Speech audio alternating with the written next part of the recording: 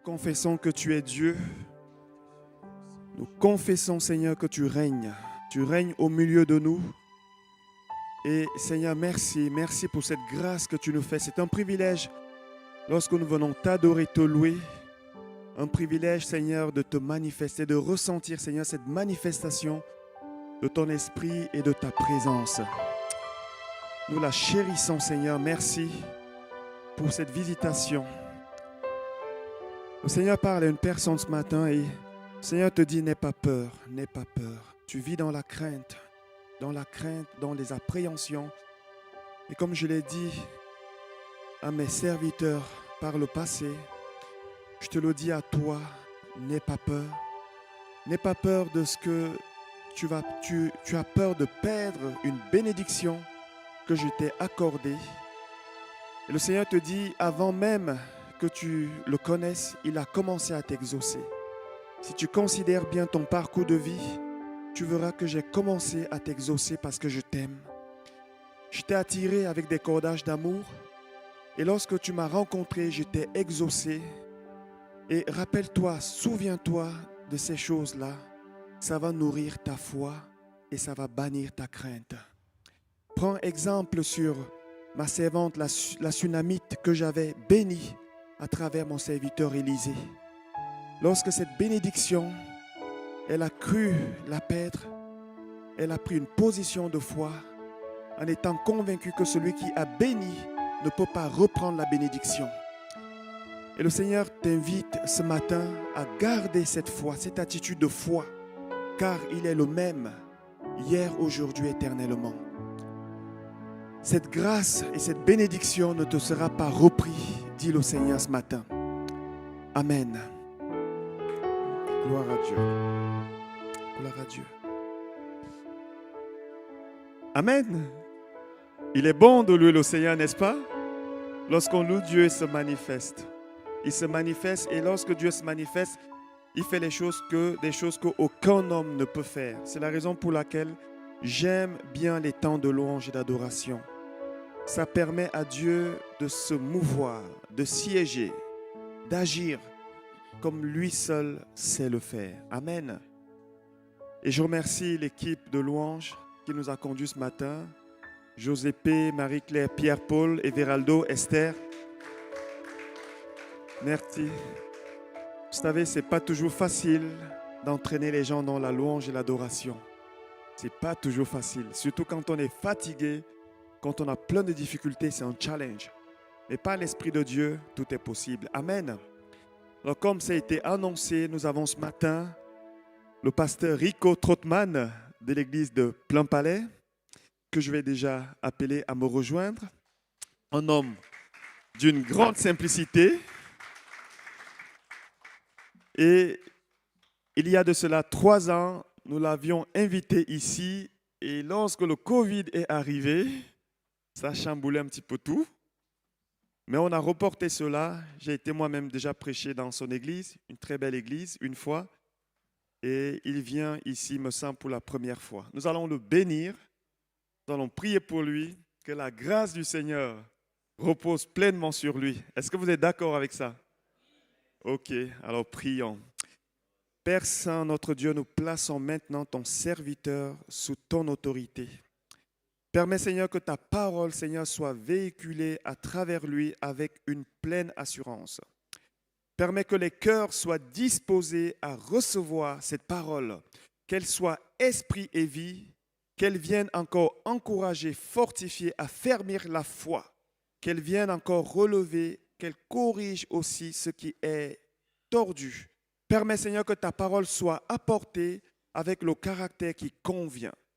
Nous le bénissons, Seigneur, et que ton onction coule et s'exprime à travers lui au nom de Jésus. Amen. Sois béni, mon frère.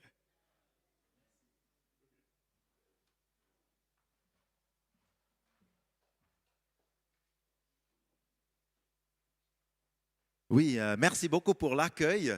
Et comme c'est plus difficile de déplacer les assemblées, ben, nous déplaçons les pasteurs. Hein? C'est plus facile. Et puis, c'est une bénédiction d'ailleurs, je pense, que nous puissions inviter les uns les autres. J'ai une affection pour Thomas.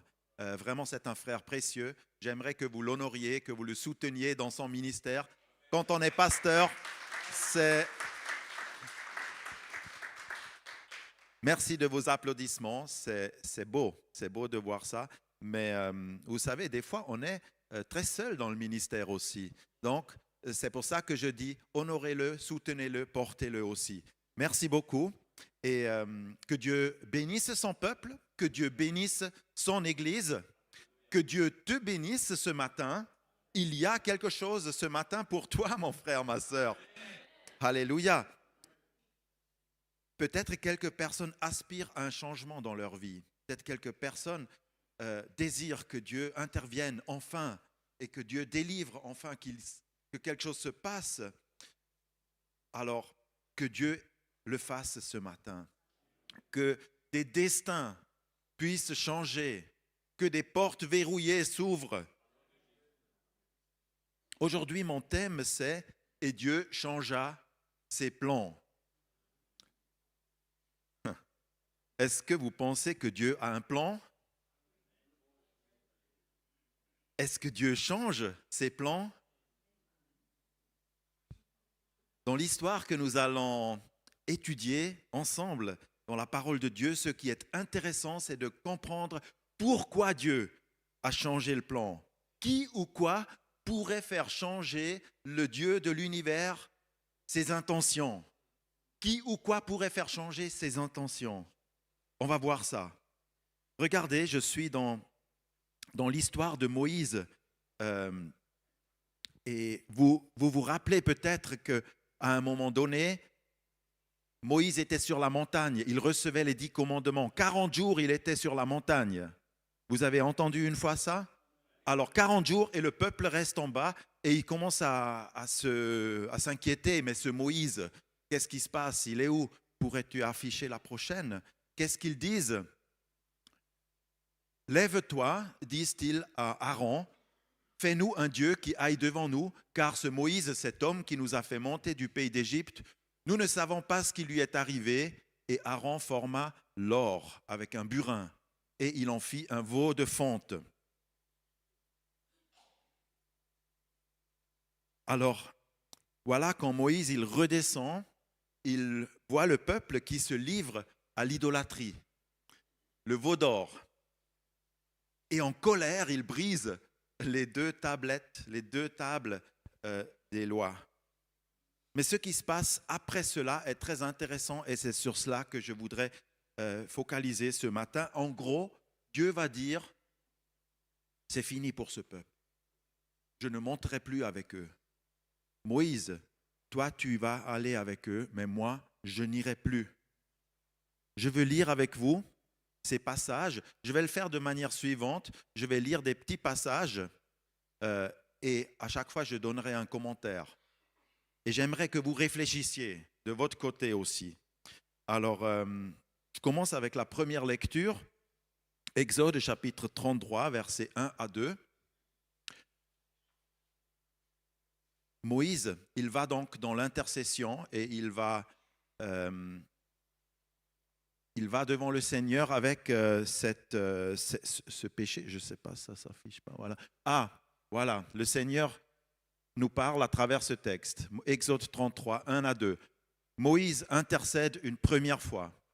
Ah, ce peuple a commis un grand péché. Ils se sont fait des dieux d'or. Pardonne maintenant leurs péchés, sinon efface-moi de ton livre que tu as écrit. L'Éternel dit à Moïse, va, toi et le peuple que tu as fait monter du pays d'Égypte, monte d'ici vers le pays que j'ai promis avec serment à Abraham, Isaac et Jacob, en disant, je le donnerai à ta descendance. Est-ce qu'il y a parmi vous des intercesseurs? Est-ce qu'il y a des personnes qui ont un ministère d'intercession? J'ai vu quelques mains se lever, mais ils ne sont pas nombreux. Hein? Ah, on va changer ça ce matin, frères et sœurs. Nous sommes tous appelés à intercéder et j'espère qu'à la fin de ce message, vous comprendrez la puissance et la force de l'intercession. Amen.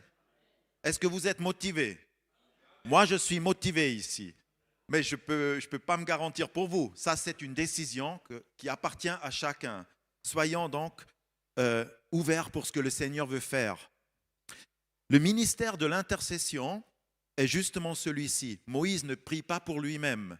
Ça, on arrive encore facilement à faire. Seigneur, donne-moi ceci, délivre-moi de ça. J'ai besoin de je ne sais pas quoi. Moïse, il ne prie pas pour lui, vous avez vu. Il va devant le Seigneur et il demande pardonne-leur péchés. Il est capable même de jeter dans la balance sa propre vie. Il jette dans la balance sa propre vie pour ceux qui ont besoin d'être sauvés. Moïse utilise des mots forts. Pardonne maintenant, sinon efface-moi de ton livre que tu as écrit. C'est une formulation très intéressante. Vous ne trouvez pas? Dieu a écrit un livre. De quel livre il parle là? Qu'est-ce que vous pensez? Le livre de la vie. Exactement. Pour une fois, ce n'est pas la Bible. Ici, Moïse, il parle du livre de la vie. Le livre de la vie, c'est un registre de noms où sont inscrits tous ceux qui sont connus et aimés de Dieu. Toi aussi, tu es inscrit dans ce livre. Sinon, viens à Jésus. Reçois cette certitude que ton nom aussi soit inscrit dans le livre de la vie. Amen. C'est une invitation, mais Jésus parle plusieurs fois de ce livre de la vie. On va lire ça dans le prochain passage. Dans Apocalypse 3, verset 5, il dit « Ainsi, le vainqueur sera vêtu ou se vêtira de vêtements blancs. Je n'effacerai pas son nom du livre de la vie et je confesserai son nom devant le Père et devant ses anges. » C'est magnifique. Jésus nous défendra devant le Père. Jésus fera de sorte que rien et nul ne pourra effacer ton nom de ce livre. Alléluia! Ce livre, c'est le livre de la vie. Et dans un autre passage, le prochain, Jésus, il dit à ses disciples qui, dans cette situation, ils reviennent d'une tournée missionnaire et ils ont pu chasser des démons et guérir des malades. Et ils ont dit, Seigneur, nous avons même les démons nous sont soumis. Et le Seigneur dit, réjouissez-vous plutôt de ce que vos noms soient inscrits dans les cieux.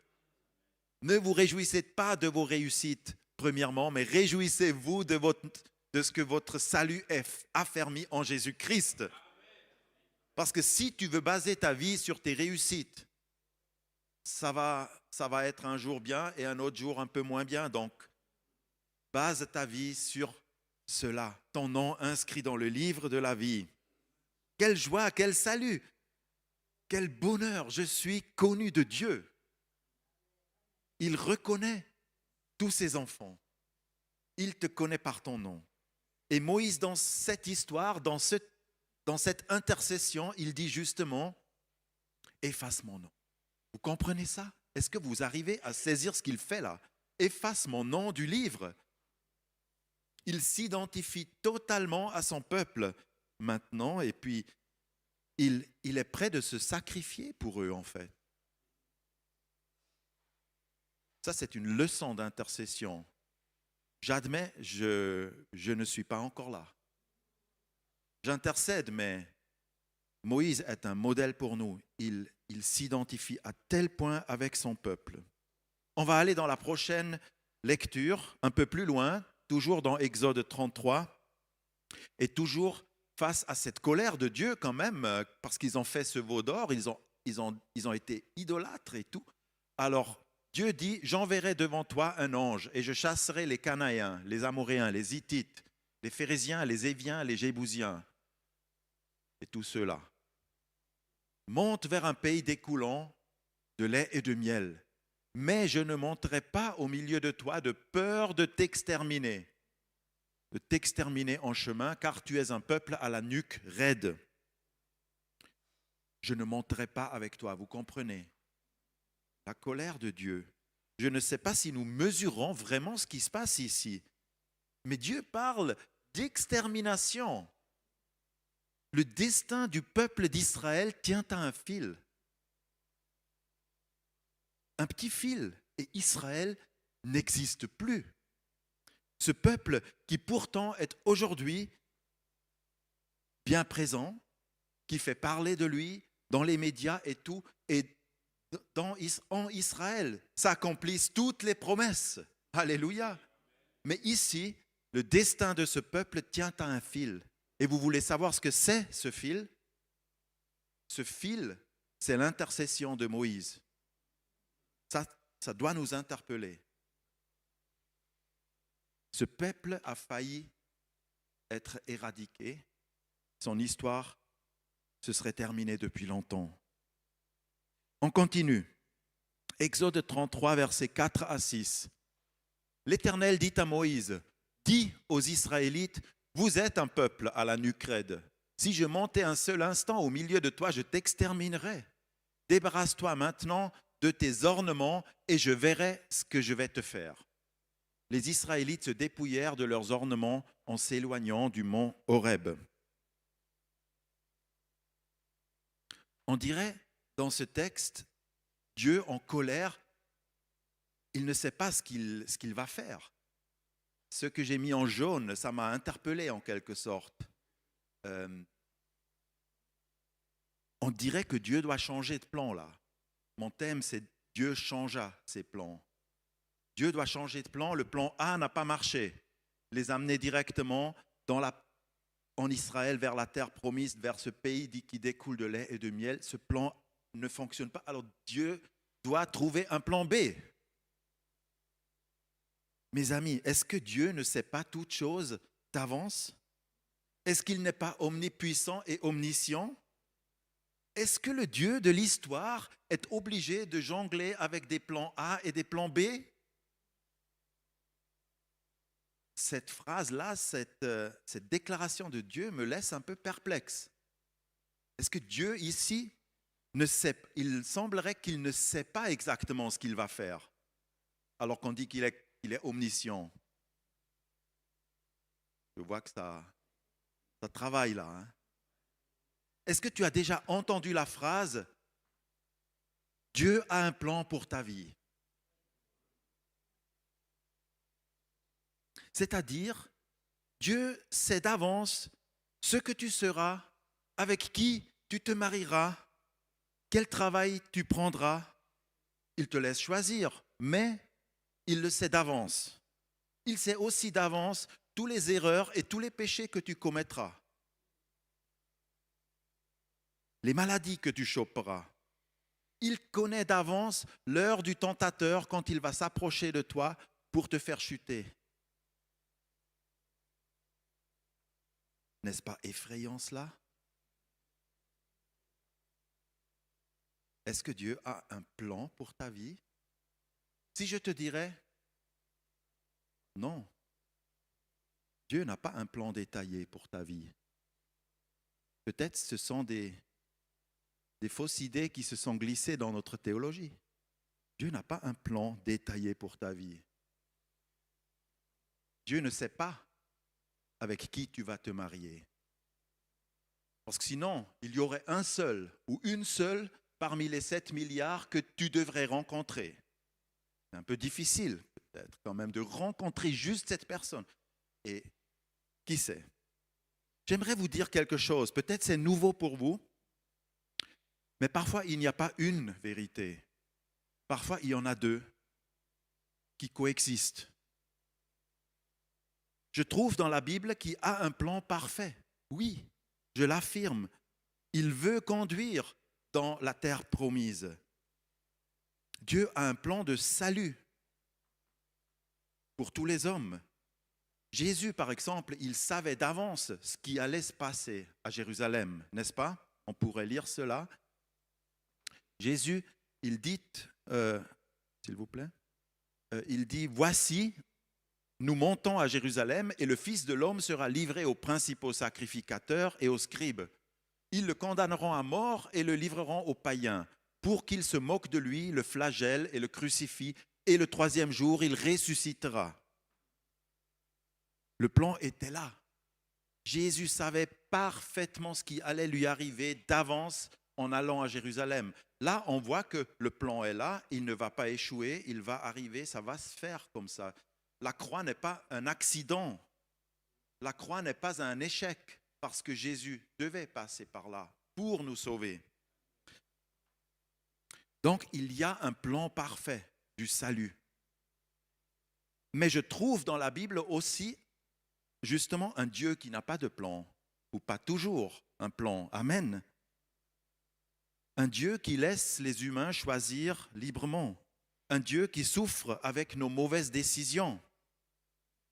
Un Dieu qui dit déjà dans l'Ancien Testament, « Voici, je mets devant toi la bénédiction et la malédiction. Je mets devant toi la vie et la mort. Choisis la vie afin que tu vives. » Alors, j'aimerais le formuler de cette manière-là. Dieu n'a pas de plan pour ta vie. Mais Dieu a un but pour ta vie. Dieu va te conduire à ce but-là, tout comme il conduit Israël dans son but de l'histoire. Mais Dieu n'a pas détaillé un plan où tu dois rentrer dans toutes sortes de choses qui sont déjà quasiment prédescrites ou prédéfinies. Moi, je pense plutôt dans ce plan ou dans cette histoire que Dieu fait avec nous, il y a des cases blanches et c'est toi-même qui choisiras. Et s'il faut faire un détour, Dieu va faire un détour avec toi. C'est de cette manière-là que je vois que Dieu agit et travaille avec nous. C'est peut-être un petit changement par rapport à ce qu'on nous a toujours dit, que Dieu a un plan parfait pour ta vie. Ça nous défie un peu. Donc, il y a dans ce plan de Dieu des cases blanches, des options où tu choisis. Et Dieu est capable de changer son plan et de mettre en place un plan B. Et pourquoi il ferait ça? Pourquoi il changerait de plan? Mais c'est à cause de nous, à cause de son amour pour toi et parce qu'il te veut libre. Alors parfois, je peux vous dire, Dieu n'a pas seulement un plan A ou B, mais il peut faire avec nous tout l'alphabet. Espérons que ce n'est pas nécessaire. Espérons que nous comprenions plus vite qu'est-ce que Dieu veut, quels sont les bons choix. Continuons dans cette lecture encore. Alors, vous voyez que Dieu, il dit, terminé, je ne monterai pas avec eux. Et Moïse, dans la suite, il prit la tente et la dressa pour lui hors du camp, à quelque distance. Il appela, c'est là, la tente de la rencontre. Et quiconque voulait consulter l'Éternel sortait vers la tente de la rencontre qui était hors du camp. Lorsque Moïse entrait dans la tente, la colonne de nuée descendait et s'arrêtait à l'entrée de la tente, et l'Éternel parlait avec Moïse. L'Éternel parlait avec Moïse face à face, comme un homme parle à son ami. Alléluia.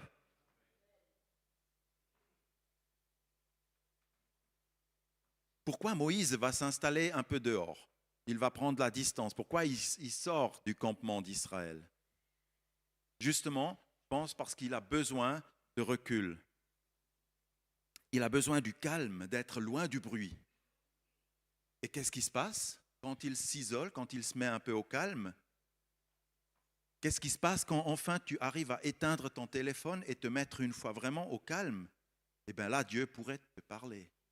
Dieu pourrait vraiment te parler si enfin tu te mettais à l'écart et tu écoutais. Et Dieu lui parle comme un ami parle à son ami. Ça, c'est incroyable. Qui d'entre nous pourrait dire une chose semblable? Qui est si proche de Dieu pour pouvoir l'entendre à ce point? Est-ce que tu voudrais cela? Je ne sais pas si je voudrais cette proximité comme Moïse l'avait. Moïse, vous savez, il était vraiment le tampon entre Dieu et le peuple. Moïse a reçu quand même tout ça, il portait, vous voyez à quel point, oui, il avait cette proximité avec Dieu, mais ça coûtait aussi quelque chose. Peut-être nous devrions trouver un autre accès parce que Moïse, c'est Moïse. Rico, c'est Rico. Et toi, c'est toi. Je pense que Dieu voudrait que nous développions une relation, une amitié, une relation de confiance avec le Seigneur. Je pense qu'il est possible dans cette vie, effectivement, de développer une amitié avec Dieu. Et cela est possible à travers quoi? À travers qui? À travers Jésus-Christ. À travers Jésus-Christ qui s'est fait homme, qui nous connaît, qui est la forme incarnée de Dieu. À travers lui, nous pouvons développer une amitié parce que Jésus a développé des amitiés avec ses disciples. Ils étaient très proches, c'était du 1 à 1, c'était aussi joyeux. Ils mangeaient ensemble, ils faisaient les fêtes, il se passait quelque chose. Regardez, dans le Nouveau Testament, nous lisons en Hébreux, chapitre 1, verset 1, « Après avoir parlé dans le passé à plusieurs reprises et de plusieurs manières par les prophètes, par exemple par Moïse ou par tous ces prophètes, Dieu nous parle par le Fils en ces jours qui sont les derniers. » Ça, c'est quelque chose que nous devons saisir, que Dieu nous parle à travers Jésus aujourd'hui, principalement. Par la venue de Jésus, nous avons un accès direct à Dieu. Et Jésus est ton ami. Il veut être ton vrai ami dans la vie. Jésus a prouvé son amour envers nous. Tandis que le peuple dans l'Ancien Testament, ils étaient toujours dans la crainte de Dieu. Nous n'avons plus besoin d'être dans cette crainte parce que Jésus est là. Il a prouvé son amour total par son sacrifice et par sa délivrance qu'il nous apporte. J'aimerais t'encourager à développer l'amitié avec Jésus parce que beaucoup en dépendra de ta vie. Est-ce que tu as une amitié avec Jésus ou est-ce que tu as une relation un peu technique, distante avec Jésus? Comment tu peux développer l'amitié avec Jésus? Eh bien, je t'encourage à passer du temps avec ton ami Jésus. Il y a cette histoire Marie et Marthe dans le Nouveau Testament. Marthe qui court, qui prépare, qui est stressée. Et il y a Marie qui est aux pieds de Jésus, qui passe tout simplement du temps avec lui et qui exprime son amour envers Jésus. Et le Seigneur va dire, Marthe, Marthe, tu te préoccupes pour beaucoup de choses, mais Marie, elle a choisi la bonne part. Prends du temps avec Jésus. Chaque jour, prends un moment, repose-toi. Tu n'as pas besoin de faire quelque chose en présence de Jésus. Il y a des chrétiens aussi qui sont hyper actifs, ils pensent toujours, je dois encore faire quelque chose pour lui. Mais des fois, il ne veut pas que tu fasses quelque chose.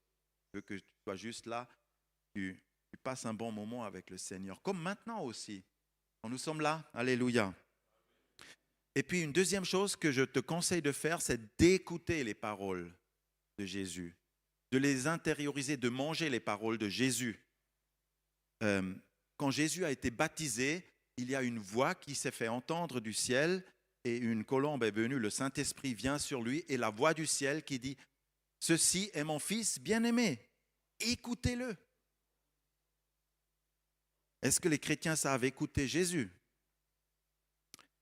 Et puis, dans l'amitié aussi, on n'écoute pas seulement, mais si ton ami te dit quelque chose, je ne sais pas si tu as des amis qui te disent des fois la vérité, un peu désagréable parfois, mais ils te disent hey, tu devrais changer ça, tu devrais peut-être mettre un peu plus de parfum, c'est mieux, ou je ne sais pas, tu devrais. Ou, il y a des gens qui si les gens ne nous disent pas la vérité, nous ne pourrions pas progresser. Apprends à faire la volonté de Jésus. Non, mais vraiment, il y a des personnes qui te disent, avec peut-être une bonne intention, tu sais, tu es tout le temps en train de me mettre de la pression. Tu me moralises tout le temps, tu me marches sur les pieds. Ça me dérange. S'il te plaît, est-ce que tu ne pourrais pas modifier ton comportement? Et Jésus aussi, il nous dit certaines vérités, si nous pourrions les reconnaître. apprends à faire la volonté de Dieu. C'est quoi la volonté de Jésus? Par exemple, Jésus t'invite à la Sainte Seine. Prends ce qu'il a fait pour toi. C'est sa volonté pour toi. Prends, mange, bois, reçois, obéis à cela. Ou fais-toi baptiser. Il y a des personnes qui peuvent se faire baptiser ici. Je bénis cette église avec des baptêmes qui auront lieu cette année, au nom de Jésus. Ou invite Jésus dans tes affaires, dans tes décisions de tous les jours. Apprends à faire la volonté de Jésus. Je retourne encore une fois dans l'histoire de Moïse. Et là, il y a une deuxième intercession. Vous avez vu tout à l'heure, j'ai affiché la première intercession. Et après la première, Dieu a dit non, je ne marcherai plus avec vous. Et maintenant, c'est la deuxième. Lisons cela. Moïse dit à l'Éternel, vois, tu me dis, fais monter ce peuple. Maintenant, si j'ai obtenu ta faveur, fais-moi connaître tes voies. Alors je te connaîtrai et j'obtiendrai ta faveur. Vois, cette nation est ton peuple. L'Éternel répondit, je marcherai moi-même avec toi. Je te donnerai du repos. Moïse lui dit, si tu ne marches pas toi-même avec nous, ne nous fais pas monter d'ici. Tout d'abord, rien ne semble changer. Moïse continue l'intercession, rien ne change. Moïse entend Dieu dire, je serai avec toi. La colère de Dieu est réelle et Dieu aurait laissé le peuple ici. Mais Moïse, dans cette histoire, il continue d'intercéder. Vous voyez son courage, vous voyez sa détermination. Il dit même, si tu ne montes pas avec nous, Dieu dit, je serai avec toi, mais Moïse dit nous. C'est merveilleux. Moi, j'apprends beaucoup ici, mes frères et sœurs. Moïse intercède. Mes amis, je reviens à la question. Est-ce que Dieu change ses plans? Est-ce que Dieu arrive de changer d'avis? Est-ce qu'il y a une ouverture dans l'histoire? Oui. C'est la question. Est-ce que c'est la peine en fait d'intercéder? Si je vous ai dit tout à l'heure, oui, qui sont les intercesseurs? Quelques-uns. Oui, mais est-ce que c'est la peine d'intercéder? Pourquoi intercéder si Dieu a déjà décidé d'avance? Si de toute façon tout est déjà prédestiné? Pourquoi prier si Dieu a prédestiné les uns au salut éternel et les autres à la perdition éternelle? Ça, c'est Jean Calvin. Si vous voulez étudier Calvin, c'est un homme extrêmement intéressant, un théologien vraiment puissant et fort, ici à Genève, la réforme et tout, beaucoup de bonnes choses, mais je pense qu'il y a une erreur dans ce dogmatisme-là, avec cette histoire de prédestination, quand il a dit les uns sont prédestinés à être sauvés, les autres sont prédestinés à être perdus éternellement. Effectivement. Lisons le dernier message parce que je ne veux pas m'arrêter sur Calvin, mais je préfère comprendre comment Dieu il est. Si je comprends le cœur de Dieu, ça m'aide. Alors, ça continue. Moïse intercède. À quoi donc reconnaîtra-t-on que j'ai obtenu ta faveur, moi et ton peuple? Ne serait-ce pas au fait que tu marcheras avec nous et que nous serons distingués, moi et ton peuple, de tous les peuples qui sont à la surface de la terre? L'Éternel dit à Moïse, j'accomplirai aussi cette parole que tu as prononcée, car tu as obtenu ma faveur. Et je te connais par ton nom. Alléluia. Vous comprenez ce qui se passe ici. Et Dieu changea ses plans. Et pourquoi il a changé son plan? Tu sais pourquoi il a changé? Il l'a changé à cause de Moïse, à cause de cet homme, parce qu'il a obtenu la faveur de l'Éternel. Cela devrait nous motiver à prier et à intercéder. Je viens un peu à cela.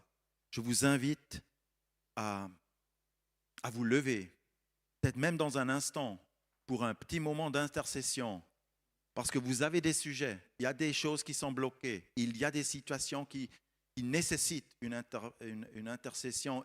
Il y a des personnes perdues aussi. On ne sait plus comment leur parler. Hein. Moi, j'ai aussi des gens dans ma vie comme ça, je ne sais plus quoi leur dire, mais j'intercède maintenant. Intercéder pour nos enfants aussi. Intercéder pour l'Église. Prier ensemble. Est-ce que vous pensez que ça change quelque chose? J'entends rien là. Amen. Ça change quelque chose, je peux vous dire. Tous les mardis, à l'église évangélique de Plainpalais, nous avons la soirée prière pour tous. Je l'ai appelée exprès prière pour tous parce que je veux que tous comprennent qu'ils sont tous appelés à prier et à intercéder. Et nous prions 1 heure et demie ensemble tous les mardis. Et parfois, souvent, je leur affiche des sujets de prière ou parfois ils me disent aussi, il faut encore prier pour ça. Et 1 ou 2 semaines plus tard, je leur affiche les mêmes choses. Je dis, et qu'est-ce qui s'est passé? Et on constate, la personne a été guérie. Une autre personne est sortie de l'hôpital. Une autre personne a trouvé du travail. Ça bouge. Mais nous sommes aveugles et nous ne le voyons pas parce que nous sommes de nature un peu mécontents et un peu un rouspète. On est plus dans le négatif des fois. Amen. Vous le reconnaissez, tout comme moi, je parle à moi en premier. J'ai besoin de me mettre les bienfaits de l'Éternel devant les yeux pour les reconnaître. Mais ça change vraiment de prier. Ça changera quelque chose pour l'Église évangélique missionnaire ici. Ça changera quelque chose si vous vous mettiez à prier régulièrement et à intercéder. Une dernière réflexion, vous m'accordez encore 2-3 minutes? 2-3 minutes, une dernière réflexion. Je disais que Dieu a un plan, oui. Et son plan avec ce monde et avec tous les humains est établi. Et son plan fonctionne aussi. À la fin de l'histoire, il y aura le glorieux retour de Jésus-Christ. À la fin de l'histoire, il y aura un jugement, il y aura le règne de Dieu qui sera visible et présent. Tous genoux fléchiront devant au nom de Jésus-Christ. Tout cela va venir, tout cela va arriver. Il n'y a aucun doute sur cela. Alléluia. Et pourtant, Dieu, je disais aussi, n'a pas toujours un plan exact pour chacun d'entre nous. Il nous laisse trouver le chemin parce qu'il veut nous responsabiliser. Parce que si Dieu devait savoir exactement, demain, est-ce que tu vas acheter un croissant ou un panini? Est-ce que vous pensez que Dieu ne te laisserait pas la liberté de choisir entre un panini et un croissant? Je pousse un peu plus loin, Dieu te laisse aussi choisir ton partenaire. Dieu te laisse choisir, est-ce que tu restes célibataire ou est-ce que tu dois te marier?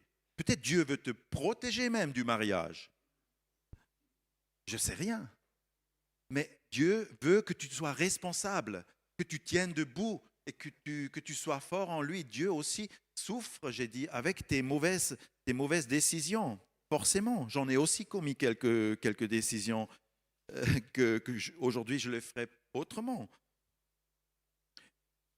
Mais, vous savez, j'ai une chose encore à vous dire. Chaque fois quand Dieu a changé le plan, comme ici, chaque fois il l'a fait en notre faveur. Toujours dans la Bible, quand Dieu changea ses plans, ce n'était pas pour punir plus, pour ajouter une charge ou pour encore alourdir. Vous comprenez? Chaque fois quand Dieu a changé son plan, chaque fois, vous pouvez faire une recherche biblique sur cela. Je vous donne même le devoir de rechercher bibliquement sur cette question. Chaque fois quand il a changé le plan, il l'a fait en notre faveur. C'est toujours en notre faveur. Alléluia, c'est pas bon? Chaque fois, quand il a changé son plan, c'était encore pour nous donner un temps de réflexion, pour donner un temps de grâce à l'humanité aussi. Ainsi, il a par exemple changé son plan au temps de Ninive et Jonas. Ninive n'a pas été détruite. Il a donné la grâce. Il a changé le plan. Et il a changé le plan au temps d'Élisée. Il a changé le plan à maintes de manières mais toujours en notre faveur. Alléluia. Ça, c'est trop bon, c'est merveilleux. Et je termine avec une promesse. Maintenant, ça, c'est du Nouveau Testament, parce que je pense que l'Ancien et le Nouveau Testament se complètent parfaitement. 2 Pierre 3,9. Le Seigneur ne retarde pas l'accomplissement de sa promesse, comme quelques-uns le pensent. Il use de patience envers vous. Il ne veut pas qu'aucun ne périsse, mais il veut que tous arrivent à la repentance. Voilà le dessein de Dieu. Voilà pourquoi il change les plans. Amen. J'aimerais inviter, je ne sais pas, tu pourrais nous accompagner dans un temps d'intercession. Vous êtes prêts maintenant pour intercéder? Hein? Sinon, je recommence. Non. Non. J'aimerais vous encourager. L'intercession, c'est un beau ministère, c'est une belle chose. Nous allons nous lever et chacun de vous a un sujet d'intercession. Ne priez cette fois-ci pas pour vous. Prenez Moïse comme exemple. Priez soit pour l'Église, soit pour une personne qui a besoin de soutien. Peut-être la personne, elle est juste à côté de vous, alors vous priez directement pour elle. Hein. Vous allez vers elle et vous la bénissez et vous dites « Je prie pour toi ». Mais prenons quelques minutes pour intercéder, pour fortifier le peuple, pour fortifier l'Église, intercéder aussi pour la nation. Je terminerai avec une prière. Amen, Seigneur Jésus.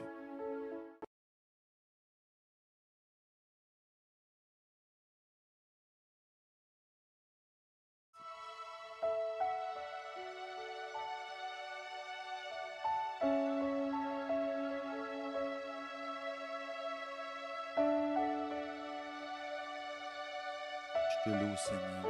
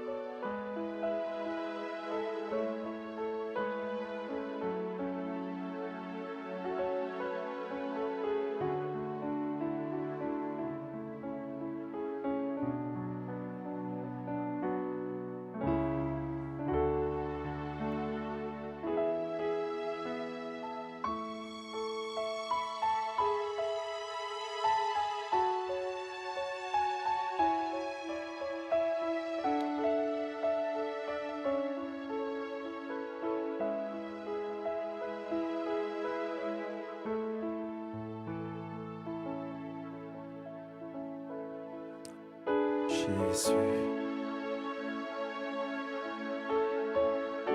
Seigneur Jésus, j'aimerais te louer et te bénir parce que tu nous donnes le ministère de l'intercession.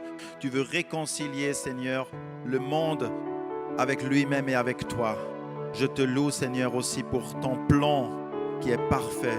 Nous te bénissons, Seigneur. Je veux intercéder aujourd'hui, Seigneur.